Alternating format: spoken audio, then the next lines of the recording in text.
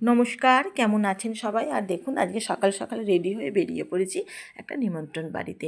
আর নিমন্ত্রণ বাড়িটা ছিল দেউলটি, সামতা গ্রামে, আমার মামার বাড়িতে। আর আপনারা সবাই জানেন দেউলটির মানে সামতা গ্রামে বিখ্যাত কথাশিল্পী শরৎচন্দ্র চট্টোপাধ্যায়ের বাড়ি। ছোটোবেলায় আমরা অনেকবার ওখানে গেছি, কিন্তু আজকে মেয়ের আবদারে আবার একবার গেলাম। আর দেখো এখন এত সুন্দর, মানে নদীর ধারটা পিকনিক স্পট হয়ে গেছে। এই শীতকালে কিন্তু প্রচুর ভিড় হয়। আর এই যে দেখতে পাচ্ছ, আমরা এই যে মেন গেট দিয়ে ভেতরে ঢুকছি, মানে চারিদিকে গাছপালা এত সুন্দরভাবে এখনও পর্যন্ত ঘরটাকে সাজিয়ে গুছিয়ে রেখেছে। ভালোই এখন ভিড় হয় শীতকালে।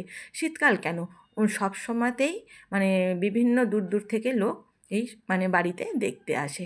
আর এই যে দেখতে পাচ্ছ, এইটা একটা পুকুর।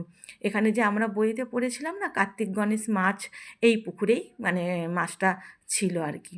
আর এই যে দেখো চারিদিকে গাছ, এখনও সেই টালির চাল মানে যেমনটি ছিল সেই রকমভাবে রক্ষণাবেক্ষণ করা আছে। আর এই যে দেখতে পাচ্ছ ফার্নিচার, এইগুলোতে উনি বসে লেখালেখি করতেন, সব সেগুন কাঠের। আজকে অনেক ভিড় হয়েছিল, তাই ভেতরটায় মানে আমরা ঢুকতে পেরেছিলাম, তাই পুরোটা ভিডিও করলাম আর আপনাদের সঙ্গে শেয়ার করলাম।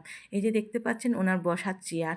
এই যে দেখুন কি দারুণ চারিদিকের পরিবেশটা, দেখতে পাচ্ছেন? চারিদিকটা আপনাদের ঘুরিয়ে দেখাচ্ছি। এই যে আমরা দোতলায় চলে এসেছি এখন, দোতলাটা দিয়ে হাঁটছি। এই দেখতে পাচ্ছেন ওনার ঘর।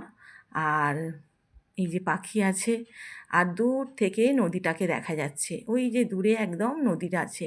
আগে খুব সামনে ছিল নদীটা, আর উনি এই ব্যালকনিতে বসে বসে লেখাজোখা করতেন। এখন নদীটা অনেক দূরে চলে গেছে। পুরো বাড়ির ভিডিওটা তোমাদের সঙ্গে শেয়ার করলাম। আর আমার ভিডিওটা ভালো লাগলে একটা লাইক, কমেন্ট আর সাবস্ক্রাইব করবেন। টাটা।